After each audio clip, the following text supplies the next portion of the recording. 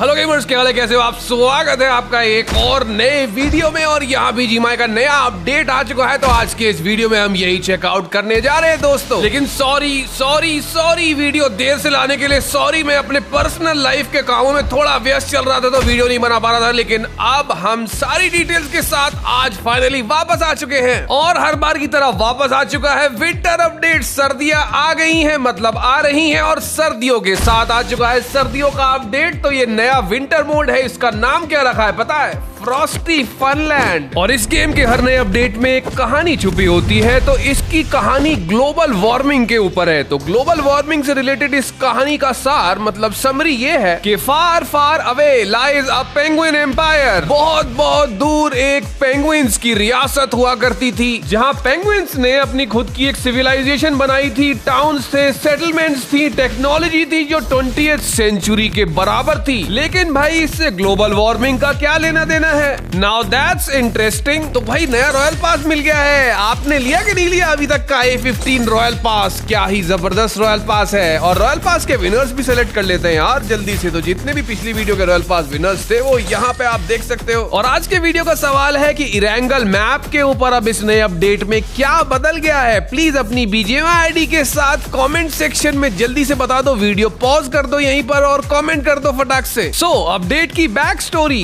Global warming. बहुत बहुत दूर जहां पेंगुइन्स रहा करते थे वहां ग्लेशियर्स पिघलना शुरू हो गए, और ग्लेशियर्स क्योंकि पिघलना शुरू हो गए तो पेंगुइन्स को वहां से जाना पड़ा। फिर नदियों को, समुद्रों को पार करते करते पेंगुइन्स अपने नए घर की तलाश में आ पहुंचे हैं इरेंगल पर। इरेंगल मैप पर अब पेंगुइन्स ने बनाए हैं अपने नए घर कुछ नए शहरों में, जिनका नाम है पेंगुइनविल। पर ये जो आप देख रहे हो ये है स्मॉल टाउन्स जो पेंगुइन्स ने सबसे पहले बनाए जब वो इरेंगल मैप पर पहली बार पहुंचे थे, जो एक ट्रांजिट का काम करते हैं उनके होमलैंड से और पेंगुइनविल मेन शहर के बीच में। तो कुछ पेंगुइन्स अभी भी यहाँ स्मॉल टाउन में रह गए इन्हें मेंटेन करने के लिए, लेकिन बाकी सब चले गए हैं बड़े शहरों में। तो ये है पेंगुइनविल सिटी। तो ये दो शहर हैं इरेंगल मैप पर जो कि मेन एरियाज हैं, और बाकी स्मॉल टाउन है पेंगुइन्स के जो स्मॉल एरियाज हैं। तो दोस्तों गेम के नए अपडेट के साथ गेम वाले अपनी यंग ऑडियंस को ये मैसेज देना चाहते हैं कि ग्लोबल वार्मिंग से बचो, गंदगी कम फैलाओ और जितना हो सके ज्यादा से ज्यादा पेड़ लगाओ। तो यहाँ पेंगुइनविल सिटी में आते ही हमें दिखता है एक पेंगुइन किंग। तो ये पेंगुइन्स का राजा है। मेडागास्कर आइलैंड से आया है। कहाँ से आया है? पेंगुइन्स ऑफ मेडागास्कर की याद आ जाती है ये देखते ही। और यहाँ पेंगुइनविल को एक्सप्लोर करते हैं तो यहाँ पे पेंगुइन्स की शेप के पेड़ भी हैं। पेंगुइन्स के लिए इग्लू बने हुए हैं जहाँ पर पेंगुइन्स रहते हैं। और भाई यहाँ पे काफी ज्यादा लूट मिलती है। क्रिसमस ट्रीज भी दिख रहे हैं, तो क्रिसमस भी इसी मोड में बनेगा क्या? तो काफी यूनिक स्ट्रक्चर्स हैं। ऊपर बर्फ पड़ी हुई है, अंदर काफी सारी लूट है, और जो अंदर सीढ़ियां वगैरह दे रखी हैं उनसे भी एंट्री एग्जिट के अलग अलग रास्ते हैं। तो यहाँ पे बहुत ही भूल भुलैया जैसा बना दिया है इस मैप को। देख रहे हो, जैसी खिड़की से ऊपर चढ़े बाहर बालकनी में आए, तो बालकनी में आने के और भी रास्ते हैं। तो कहीं से भी कोई भी आ सकता है। मतलब ऐसी कोई जगह नहीं दिख रही है जहाँ पर कोई बंदा कैंप करके ऊपर चढ़कर बैठ जाए और फ्री के लेता रहे। तो यहाँ पे कैंपर्स के लिए मुझे इतना फ्रेंडली एनवायरनमेंट नहीं दिख रहा है नए अपडेट में।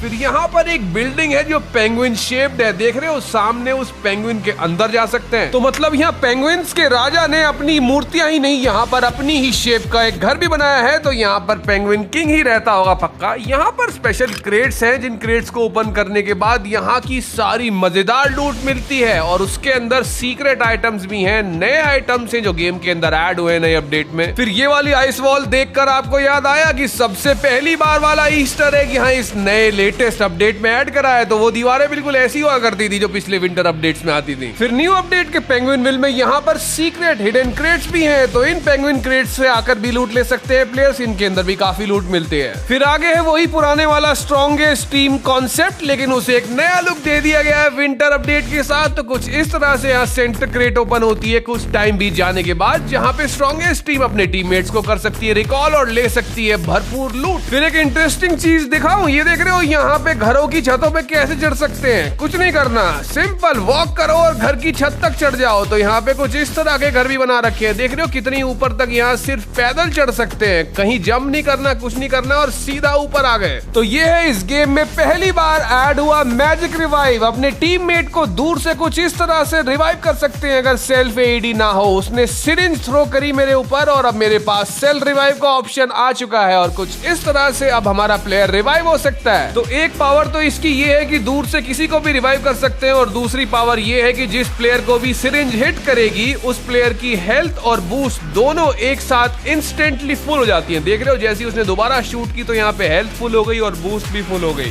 तो पेंगुइन्स क्योंकि मछलियां खाती हैं तो ये है स्वॉर्ड फिश सिरिंज, और इस सिरिंज को किसी के ऊपर भी थ्रो कर सकते हैं। तो मतलब अगर एनिमी के ऊपर भी थ्रो करते हैं तो एनिमी भी बूस्ट हो जाएगा, तो एनिमी को भी इससे रिवाइव भी कर सकते हैं और एनिमी को हील भी कर सकते हैं। यानी कि इससे एनिमी को ट्रोल कर सकते हैं। एनिमी को ट्रोल भी तो कर पाएंगे इससे, क्योंकि एनिमी को नॉक करने के बाद उसके ऊपर सिरिंज थ्रो करते हैं तो उसके पास रिवाइव ऑप्शन आएगा। एनिमी रिवाइव करेगा तो उसे हील भी कर सकते हैं और उसके बाद एनिमी को दोबारा नॉक कर सकते हैं। न्यू स्नो कैनन, तो ये तोप है जो बर्फ के गोले फायर करती है, और कुछ इस तरह से इसमें बंदे फायर हो रहे हैं। तो यहाँ पे बंदे कहीं भी दूर तक रोटेशन कर पा रहे हैं भाई इसे इस्तेमाल करके। तो देख रहे हो आसानी से कैसे यहाँ से रोटेशन कर सकते हैं। एनिमी का रश हो जाए तो आसानी से बच के निकल सकते हैं। तो ये तोप के गोले काफी काम आने वाले हैं यहाँ पे नए अपडेट में। लेकिन इसका एंगल 360 नहीं है, तो मतलब एक एंगल ही रहेगा, उससे ज्यादा नहीं बदल सकते। तो लगभग 30 से 40 डिग्री घूम रहा है, उससे ज्यादा नहीं घूम रहा है। तो मतलब डायरेक्शन फिक्स है। बस यही तो नहीं होना चाहिए था, जहां मर्जी वहां जाना चाहिए। नहीं तो क्या लगता है आपको, जहां मर्जी वहां जाओ या फिर फिक्स एंगल रखो? भाई मुझे तो ऐसा लगता है कि जहां मर्जी वहां को घुमा दो इसे, और जहां मर्जी वहां चले जाओ। आपको क्या लगता है, पूरा घूमना चाहिए कि नहीं? कमेंट्स में बताओ। तो दोस्तों पेंगुइन्स अपने घरों में अब आ चुकी हैं। अभी मुझे घरों में पेंगुइन्स नहीं दिख रही थी, लेकिन अब यहाँ पे दिख रही हैं। देख रहे हो, तो यहाँ पे पेंगुइन कैसे घूर रही है। भाई इससे पंगे नहीं लेते हैं, यहाँ से लूट करते हैं और निकल जाते हैं। काफी खतरनाक दिख रही है भाई ये तो।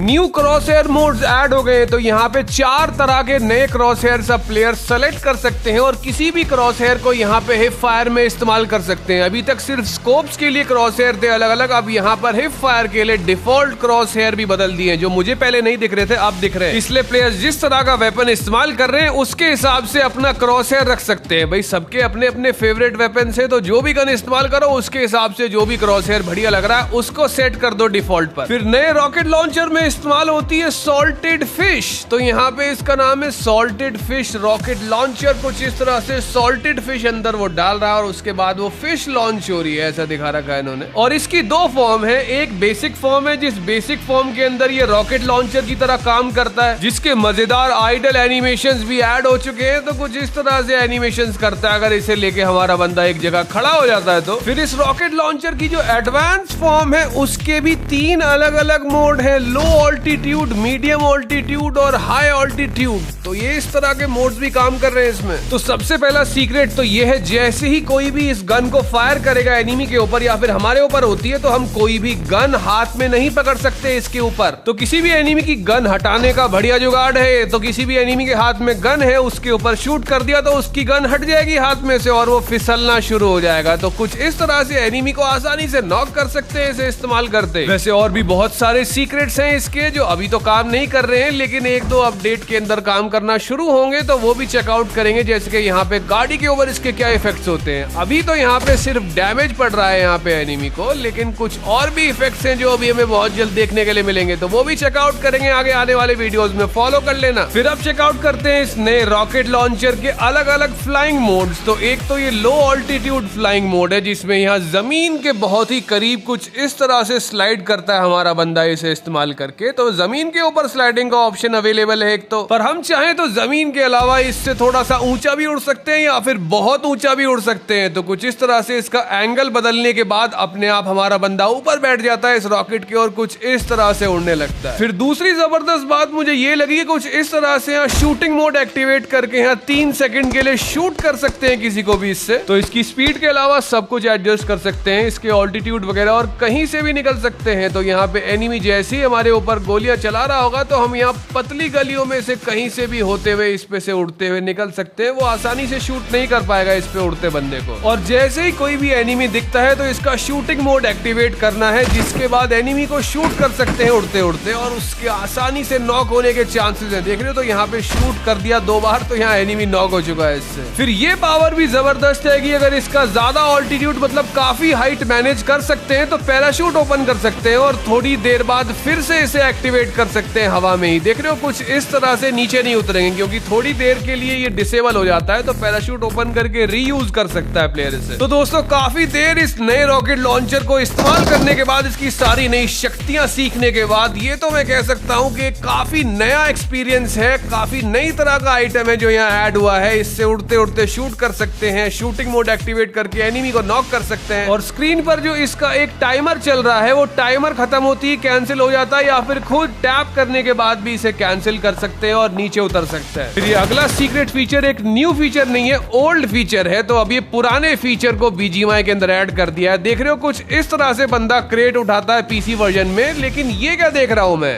BGMI के अंदर किस तरह से क्रेट उठा रहा है हमारा बंदा। क्या कह रहे हो, गेम फॉर पीस में से कॉपी कर लिया? मतलब कुछ तो गड़बड़ है। ये तो मेड इन चाइना में ऐसे उठाता था, अब उस मेड इन चाइना गेम की तरह ही कर दिया BGMI के अंदर ये फीचर। आपको क्या लगता है कमेंट्स में बताना। तो दोस्तों इरांगल मैप पर सबसे बड़ा चेंज अब फाइनली BGMI में भी हो चुका है। Old water city bye bye, अब ये नई वाटर सिटी आ चुकी है और इसके बाद अब बस जहाज चलने बाकी है। नहीं तो यहाँ पे काफी और भी चेंजेस है क्लासिक मोड अपडेट्स के अंदर, जैसे कि वेपन चेंजेस हैं, फायर आर्म एडजस्टमेंट्स हैं, गन्स की बुलेट की साउंड में काफी चेंजेस हैं। तो काफी इंटरेस्टिंग चेंजेस हैं जिनके बारे में अगले वीडियो में बात करेंगे। तो मिलते हैं अगले वीडियो में।